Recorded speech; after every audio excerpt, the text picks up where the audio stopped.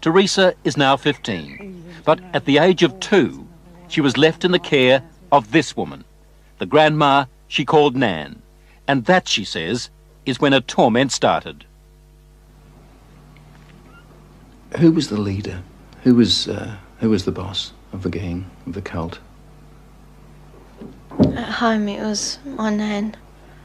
Your Nan made you have sex with animals? Yeah. Like goats and donkeys. How many men or how many people would have sex with you? What, at one time? Yes. About everyone who was there, which must have been about 20. You know, from 10 to 20 people. If it was a big ceremony, it used to be 30. What would your grandma be doing when these men were forcing themselves on you? Usually laughing. Or smiling. Or having sex with another man. Or other men. A chronicle of debauchery and depravity so horrific it's hard to believe. You have to ask yourself, could Teresa be just making it up? No. I know what's true and what's not. No, I know what I saw. Children don't make up elaborate lies that this would have to be if it was a lie, which I know it is not. It isn't. This couldn't be a terrible dream, a nightmare that you're reliving?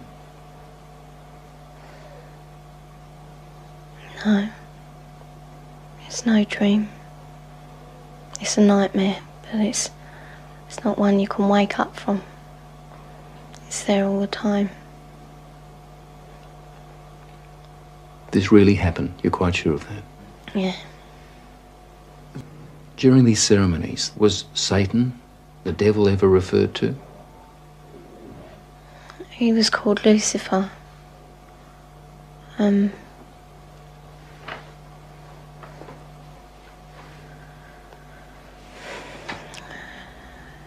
What did they say about the devil, about Lucifer? That killing the people made him happy. Sacrifices to please the devil. According to Teresa, the worst rituals took place at a house somewhere in the country. It was big, you know, expensive. From the front it looked like a castle. You know, it had a long drive and big double wooden doors. Do you think they were rich people then? Very rich. Teresa was always drugged, or on a couple of occasions she says she was knocked out.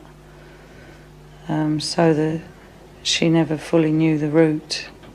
There was a tramp who was brought in once, you know, and he was killed. He was cut from his throat down to his stomach. And they ate him, or bits of him. They killed a man at a ceremony? Yeah. In front of you? Yeah, in front of all of us. Did the tramp, did this man fight back?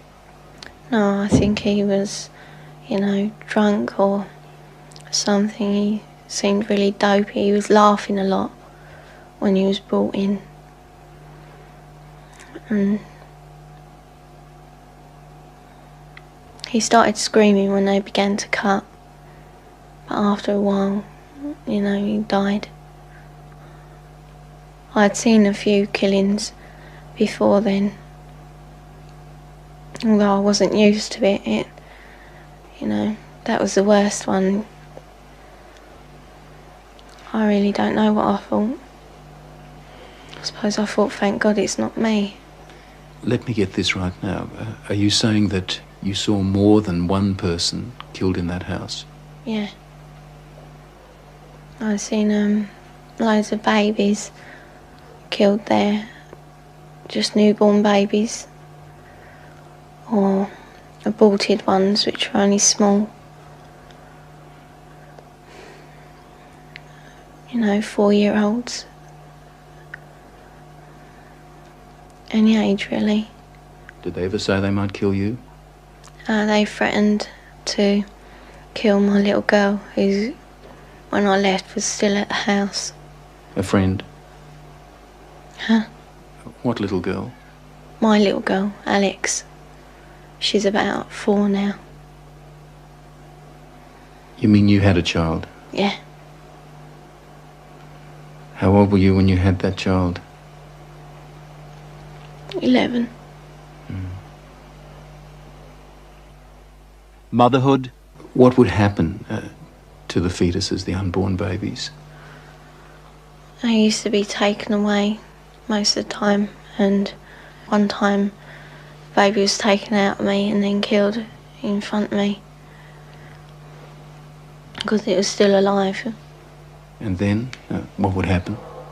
Well, after they killed it, they would eat it. But we were also made to eat it. You were made to eat your own fetus? Yeah. Who made you do this? My nan. When Teresa was left to live with her grandmother, they might as well have handed her to the devil himself. Did you ever try to run away? You must have been frightened.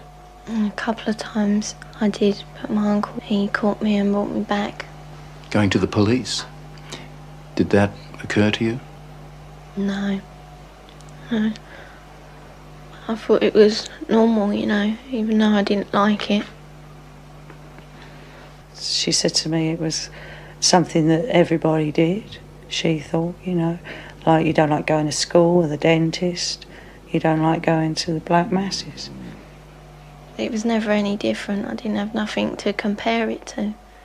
Then the Satanists had a problem. How did they get rid of the bodies? They had a tub, you know, pretty big, I don't know. A very big tub, and they used to put the bodies and bones in there. And then there was nothing left. Or there didn't seem to be, but when they cleared it out, there used to be a sludge at the bottom. Teresa's story, her account, doesn't really surprise you. It doesn't surprise me in the light of satanic abuse, no. Do you get frustrated with people who just won't accept that these things do happen? Yes, because I've worked with murderers in prisons for years. Not that long ago, a boy was found in a forest in southern England without a head. We have no doubts that men can do that. And yet when we start talking about men within Satanism who actually believe in evil and it's the right to express evil, we suddenly have a doubt. The police don't think Teresa made up a story. Some of the cult members are to stand trial. 5 men have been charged with rape. As for Nan, the grandmother, she's 61 and lives in this council flat in South London. She's charged on 7 counts of aiding and abetting rape and 2 counts of performing abortions on Teresa. Also witnessed a 9-day-old baby being slaughtered for human sacrifice. Audrey Harper. She spent 5 years in a satanic cult before she escaped. Why did they kill that baby? Why sacrifice a child? Satan likes pure sacrifice, and human sacrifice is better than animal sacrifice, so they are pleasing the master. Warlock, the master, just raped me. He's the high priest of the coven. Married to the devil, is that what it meant? Yes, only, you know, there's no ceremony. But the act of unity completes my initiation ceremony. I now belong mind, body and soul to Satan. Married to the devil. A consistent pattern, it seems. Audrey when she was 22, Teresa when she was a little girl. They used to marry the kids to Lucifer.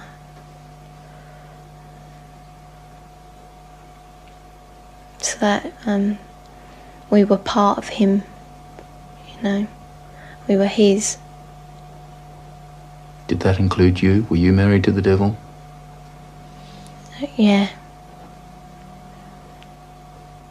We used to be, and it was just like a marriage in a church, but different words, you know. What were you taught about Lucifer? Just that we should, you know, be his friend, treat him as a friend.